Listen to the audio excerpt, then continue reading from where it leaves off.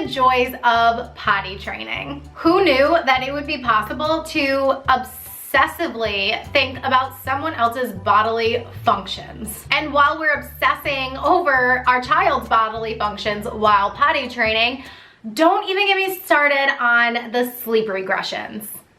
Okay, just kidding, get me started, because I have all the tips and tricks for you guys on how to navigate sleep regressions while potty training. I know that sometimes it feels like our toddlers are trying to break us, but I have the blueprint for you on how to navigate potty training in the first place. So if you have not even jumped into potty training yet, I want you to grab Potty Party the course.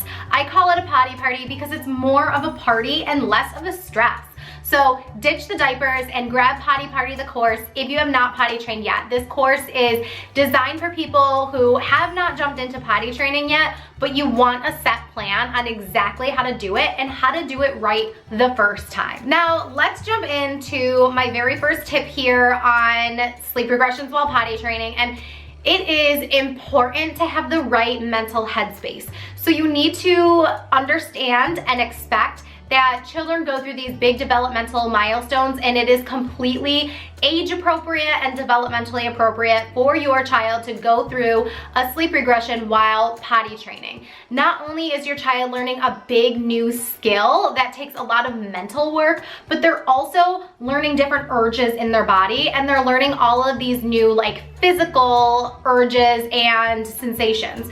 So having both the mental and the physical aspects of these changes going on in their lives is going to interrupt their sleep. And that is just a matter of fact. Some kids may be a little bit worse than others, and some really might just breeze through it and not wake you up through the night. But it's important to know that this is normal and you're not alone. Your child is not the only child who has a sleep regression while potty training, and this too shall pass. The second tip that I have for you is to use positive reinforcement during the day while you're potty training.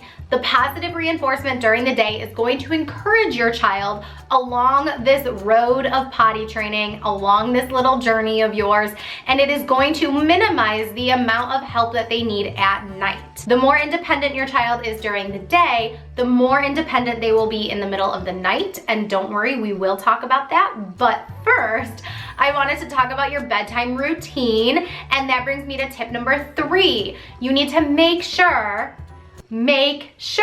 your child goes to the bathroom before bed. Now, of course, that means that this needs to be part of your bedtime routine. If you don't have a solid bedtime routine yet, you need to get one. And if you don't have bedtime routine cards that give your child a visual cue of every step of their bedtime routine, you need to grab those in the description box down below. Get my bedtime routine cards while you're getting my potty training course and print them out. Hang them on your child's wall so they know every single step that goes in their bedtime routine. And as a bonus, you're also going to be getting morning routine cards. And in each routine, you need to make sure that you have going potty as one of those steps. The next thing that I want you to do is have a potty corner in your child's bedroom.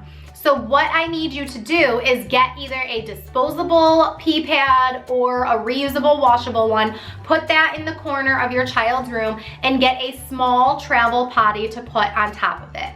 And you need to tell your child, actually you need to have your child do this with you, set up the potty corner in their room and let them know that if they need to go potty in the middle of the night, that they can use the potty in their potty corner if they don't want to go in the hallway and into the actual larger bathroom. The next thing that I'm going to encourage that you should do is to protect your assets. Now, what does that mean? It means to get a protective mattress pad cover over your child's mattress. Now, I don't do nighttime potty training at the same time as daytime potty training, but I will have you do nap time training at the same time as daytime training because naps are during the day. So you need to have your child's mattress protected in the event that they have an accident during nap time, or even if they pee through their pull-up or good night's underwear.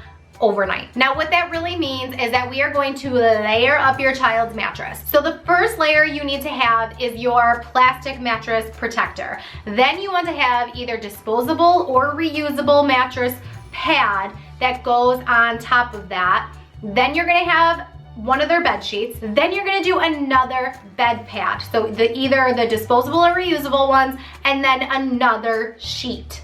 Okay, so we're doing 2 layers of bed sheets. The reason why we do this is because if it's the middle of the night and you need to go in your child's room and help them with their pee accident, the last thing you want to do is make a bed in the middle of the night. So the best thing to do is to have layers so that if they have an accident, all you have to do is take off one sheet, take off one of the pee pads, and then you have another sheet with a protector under it, with a pee pad under it, and then the mattress protector under it. So you want to make sure that you have those, and I recommend getting the pee pads that have the adhesive on the back. Some of them do not have the adhesive. I don't think that the reusable ones have adhesive on the back. I could be wrong, but if they're gonna slip and slide all over the place, and especially if you have an active toddler, you want to make sure that you are not having it slip all over the place, so get one with adhesive on the back. I will leave a link in the description box down below to my favorite bed pads. They're a little bit more on the pricey side in comparison to doggy pee pads, and yes, I have had clients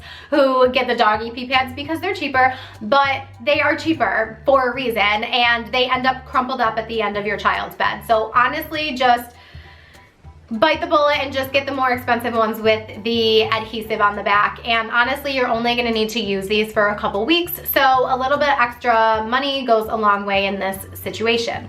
The next thing that you also want to have protected is your child's clothing. Not that you're protecting their clothing, but it just goes under the same category.